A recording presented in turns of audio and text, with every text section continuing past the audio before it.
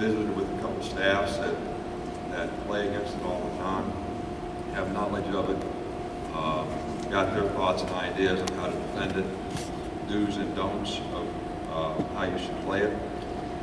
So we're going to probably end up playing a little bit of both.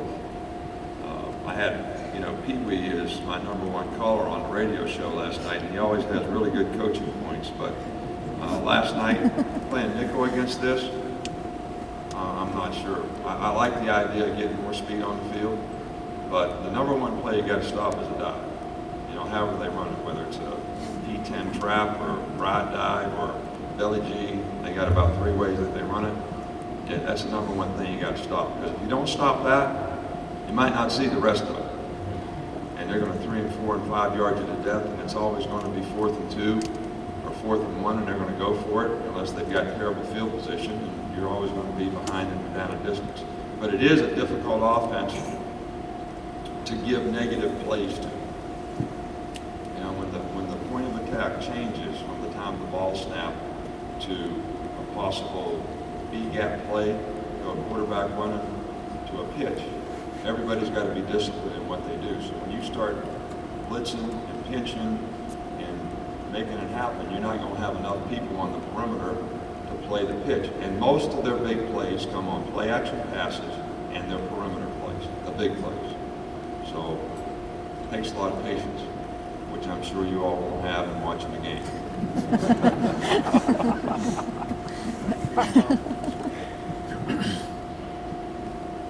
Coach, I want to say my wife and I, we're proud of this team, and we appreciate the coaches. We were disappointed for the team that LSU lost, but we're still real proud. And the question I wanted to ask is, how do you think the quarterbacks have matured relative to the first of the season to now? How the quarterbacks have matured? Well, I think if you had to say, what player on this team has played better than you thought he might, it probably would be AJ. I mean, early in the season, we weren't sure which player would be the starter. He sort of emerged. And if you look at his production and performance relative to the negative plays that he made for a first-year quarterback, you would have to be pretty pleased with the overall body of work. Now, has there been times where he hasn't been perfect and he's made a few critical mistakes? Absolutely. But I think those have been minimal for the experience that he has and how he's developed and improved, managed the team, made good judgments for the most part, and I feel that they have improved. I feel like in the last couple of games, we've sort of leveled off a little bit on offense, and look, the quarterback gets all the credit when things go well, and they get all the blame when things don't go well, but it hasn't been all about the quarterback. We haven't been able to run the ball as effectively in the last couple of games. We have a few guys injured or whatever. Our offensive line is kind of down to one more injury and we're in bad shape. We've lost 3 offensive tackles, which is the most important thing probably in being able to run the ball. Only one's a starter, but because we lost 3, we have a guard playing tackle now, and he's done a really good job. But he's really not a tackle. So I think we've leveled out a little bit the last couple of weeks on offense, but I think the quarterback's probably been blamed for that a little bit more than he should be. We have an high expectation of what AJ can do, and for the most part, he's done a pretty good job. And I'm sure that if you ask him, there's a few plays he'd like to have back. He hasn't been perfect, but he's worked hard, and he's got us in the right play, and he's done a good job of executing. And his leadership has also been good as well. So I would say that I would be pleased with the progress that he's made. And Phillip Sims, we have confidence in him as well. He's made improvement even though he hasn't had to play. But we feel good about the progress that he's made throughout the year as well. Coach Saban, take us inside the recruiting process a little bit. You've been very successful over the last few years in recruiting, and what do you and the other coaches look for in players and evaluating them? Well, you know, recruiting is probably a very inexact science. And the reason I say that is in the NFL, having gone through 8 drafts,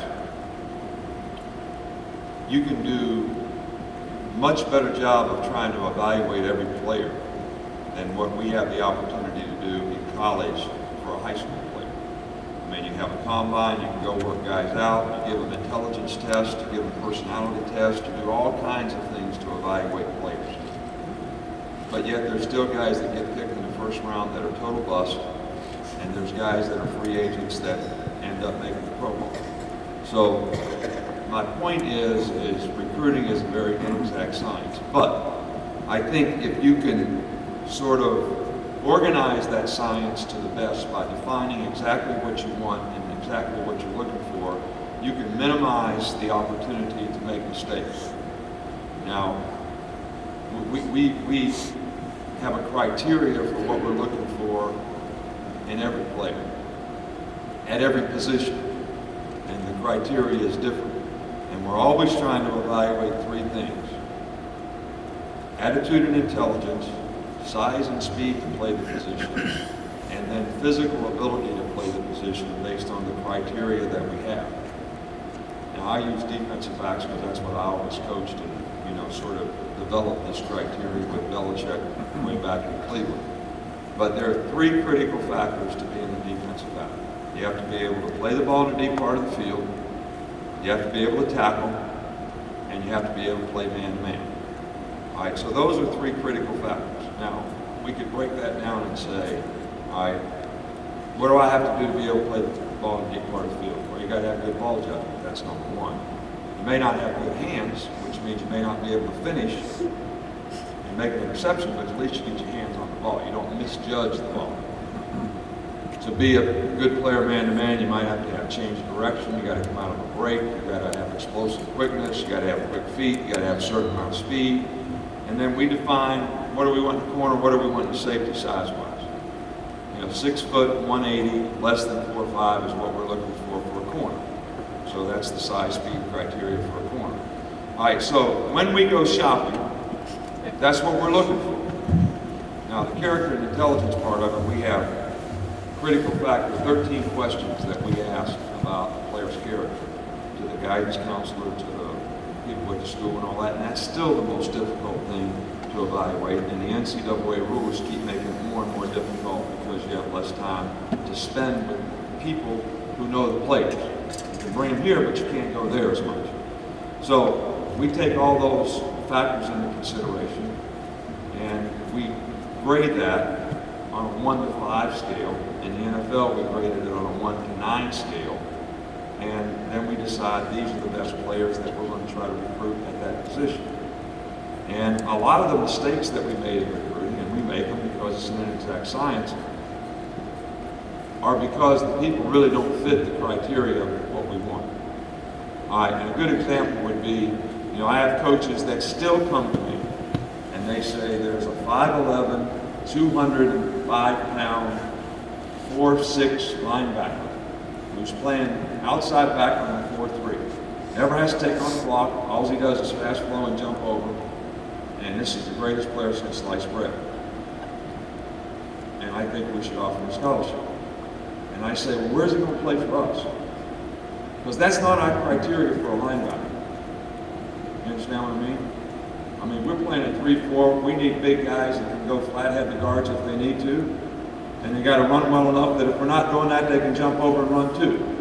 But when that 5'11", 205-pound hits Chance Warmack, his ass is going to go out of the hole faster than going in. We can't. So where's the guy going to play for us? Safety? Well, then let's go back. What kind of ball judgment does he have? Can he play man-to-man on 3rd down? Because you're never going to get off the field on 3rd down if you can't play man-to-man. Now 3rd and 5. Because breaking on the ball gets overrated on certain downs. All right, so that's how we do it. Now, to get them to come, that's a whole other story.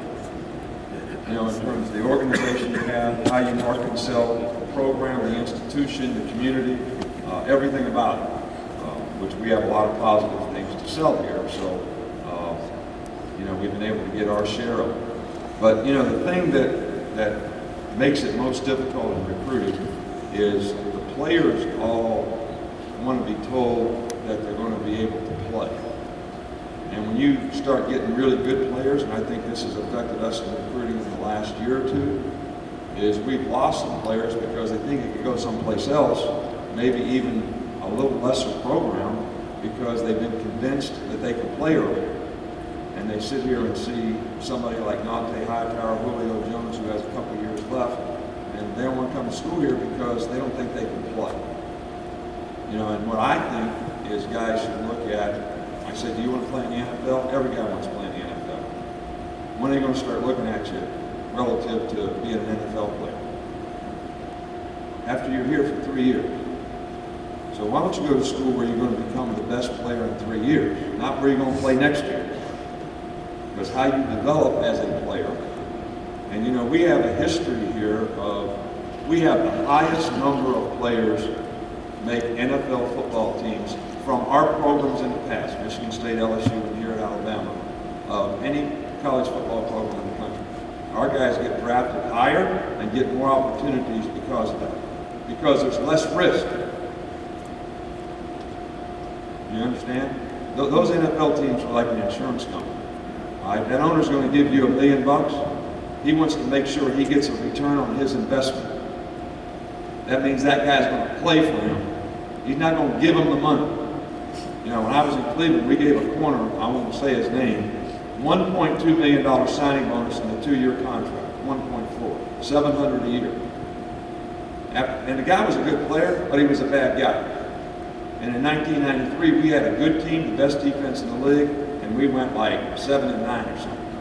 The next year, we won 11 or 12 games and had the best defense and gave up the 5th fewest points in the history of ball. Well, after the first year, Art Modell has a meeting with everybody, and he said, what do we need to do to improve our team? I said, we need to get rid of that guy. He says, I'm not getting rid of that guy. I got $700,000 in that guy for next year. I'm not getting rid of him.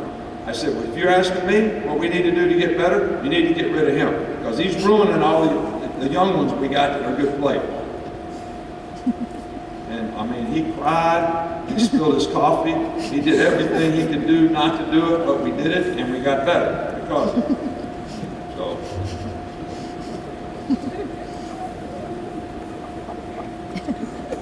Coach, it's getting hot. 25 minutes left and this thing's getting hot in my hand.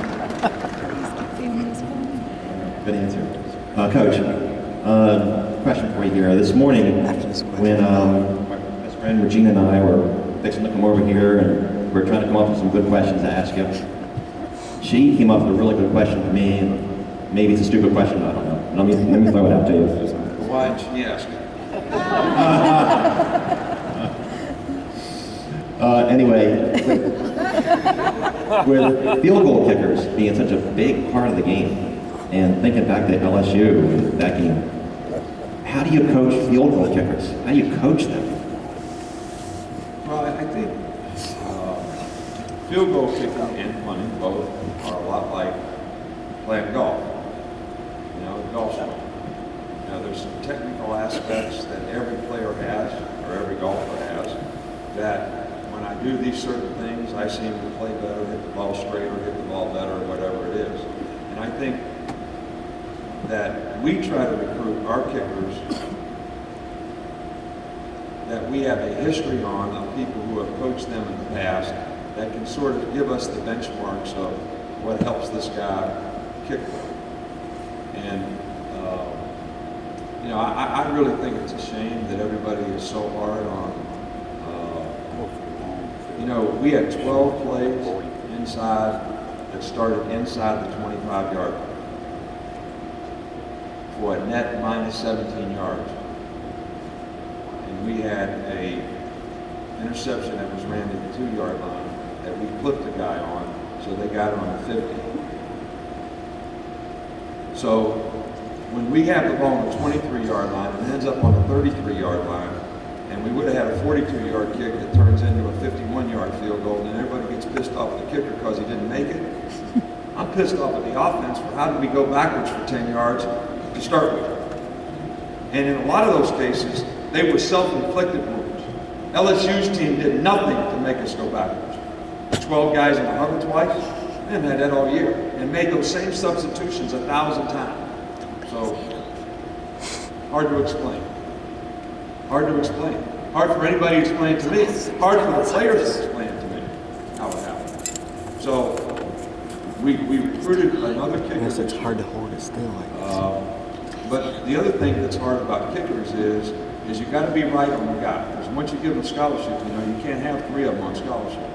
Because you're only allowed to have so many guys on scholarship, and that means 2 of those guys aren't doing anything. So we recruit most of our guys from camp, and we recruit those guys based on what we've seen them do. Now, our guys, all the guys that we have here right now as kickers, are very, very capable of being outstanding kickers. They got leg strength, they've got the right technique, they can hit the ball, they can do it really well.